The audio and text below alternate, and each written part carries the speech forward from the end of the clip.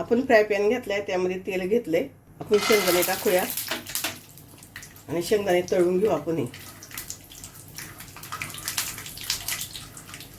शेंगदाणे तळेत आपले मी काढून घेते. त्याच तेलात आपण थोडीशी मोहरीला छान तडतडून द्यायचं. त्यामध्ये जिरं, त्यामध्ये थोड्याशा हिरव्या मिरच्या, इथे मी एकच हिरवी मिरची टाकली आहे आणि परतून घेऊ आपण.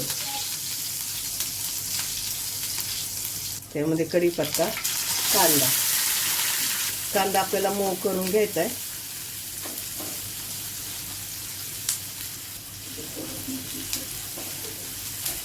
कांदा इथं मऊ झाले, त्यामध्ये आपण टाकू एक टमाटा आणि टमॅटो पण परतून घ्यायचे.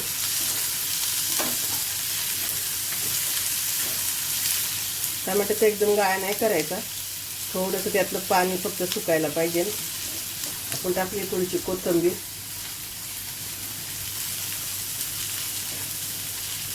इथे 1 मिनिट आपलं चांगलं परतून झालंय. त्यामध्ये चवीनुसार मीठ, थोडीशी हळद मिक्स करून घेऊ.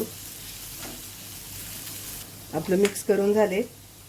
त्यामुळे भाजकी डाळ, इथं मी अख्खी भाजकी डाळ टाकली. तुम्हाला पाहिजे ते थोडीशी जाडी वडी मिक्सरमध्ये करून ती टाकली तरी चालेल. इथं आपली भाजकी डाळ पण झाली परतून.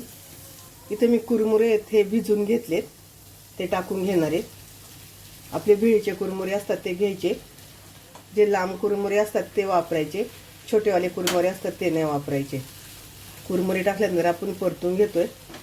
कुरमुरे चांगले साफ करायचे आणि एका पाण्याने पहिले धुवून काढायचे आणि नंतर 5 मिनिटं पाण्यात तसेच भिजत ठेवायचे आणि मग घट्ट पिळून घ्यायचे. एकदम घट्ट नाही पिळायचे, नाहीतर त्याचे एकदम असे तुकडे होतील. हलक्या हाताने पिळून घ्यायचे, पण पाणी निघालं पाहिजे त्यातलं. आपले कुरमुरे टाकून झाल्यानंतर चांगलं परतून घेतले मी. त्यामध्ये तळलेले शेंगदाणे मिक्स करून घेऊ सगळीकडून. आणि यावर अगदी फक्त 1 मिनिटासाठी झाकण ठेवून घेऊया. 1 मिनिट झालाय, आपण झाकण काढूया. परत एकदा मिक्स करून घेऊ. छान अशी सुट्टे झाले आपली. जर आपण असं गचका नाही झाला, त्यामध्ये लिंबू पिळू. भरपूर सारी कोथिंबीर मिक्स करून घेऊया आणि गॅस बंद करू. गॅस बंद केल्यावर सगळीकडून छान कोथिंबीर मिक्स करून घ्यायची.